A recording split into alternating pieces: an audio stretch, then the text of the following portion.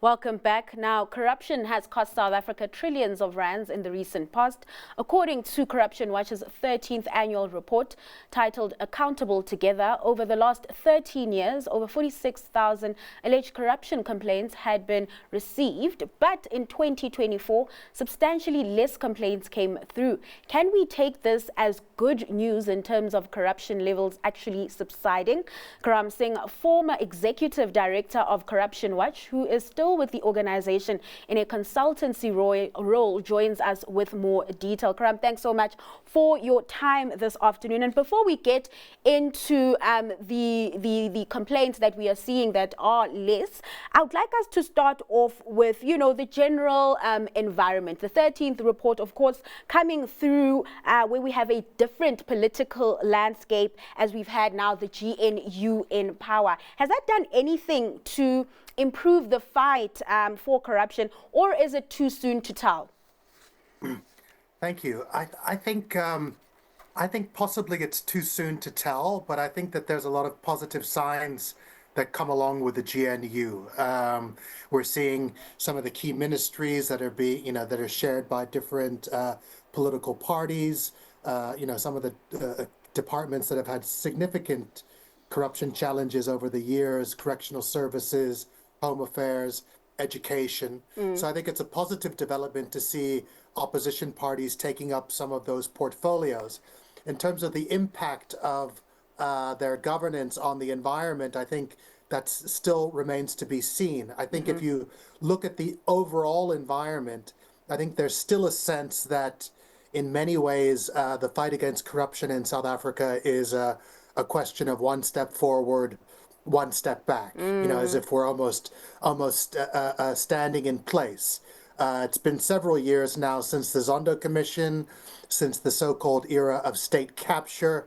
But despite that, we still continue to see significant corruption scandals involving large sums of money at different entities, at local government.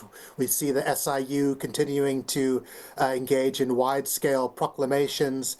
We have a systemic, endemic corruption challenge in the country, and despite efforts, including having a really positive election from a process standpoint, I think we still are waiting to see real tangible results in terms of accountability and in terms of really feeling that South Africa is on a positive trajectory when it comes to getting to grips with the anti-corruption fight. So you say one step forward and another back, meaning we are still in the same position. And I'd like us to then zoom in on the complaints picture there. The organization receiving 546 corruption complaints, less than the previous year's 2,110 complaints. Is this something to be excited about, or more of a function of the environment we're in? Yeah, I think it's nothing to be particularly excited about. There are lots of different reporting channels to receive corruption complaints. There are different hotlines in the public sector. The SIU has a hotline. The Department of Public Service and Administration has a hotline. What Corruption Watch has tried to do over the years is to create a platform whereby the public can bring corruption complaints to us. However, over the years, Corruption Watch has been challenged to have a system in place to effectively work with those complaints, whereby we actually then give whistleblowers some tangible results. So it's forced Corruption Watch to take a little bit of a step back in terms of how we deal with the process of receiving complaints ourselves. And that's probably the main cause for why our numbers are down for the period under review. Now, are those systems in place, and will we then see a clearer picture moving forward? It's a process, but what the main point that I want to make is that it's not only Corruption Watch that's receiving corruption reports. So we're not going to make broad statements about the macro environment based upon that. I think there are lots of other data sources that we can look at, whether it be the reports of the Auditor General, whether it be the hearings that we see in front of SCOPA, whether it's other types of information coming from government in terms of how they're doing, in terms of the implementation of the national anti-corruption strategy, in terms of the number of prosecutions we're seeing, in terms of the amount of funds we're seeing recovered, in terms of asset recovery. These are also metrics that are indicative of how well we're doing.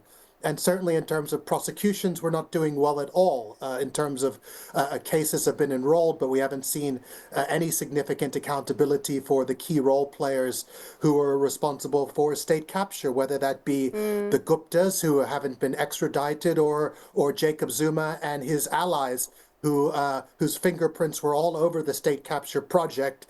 In the Zondo report, he has not been held accountable, and those closest to him have also not been held accountable. Karam, talk to me about some of those subsectors where we've received the most complaints. I see that the policing sector still accounting for some of the highest number of reports. Annually, the majority of complaints, or the largest number of complaints historically, have come in relationship to the police. We see other complaints coming from the local government sector, but we know that also we see complaints across different types of departments, whether it be in the education sector or in the health sector. All right.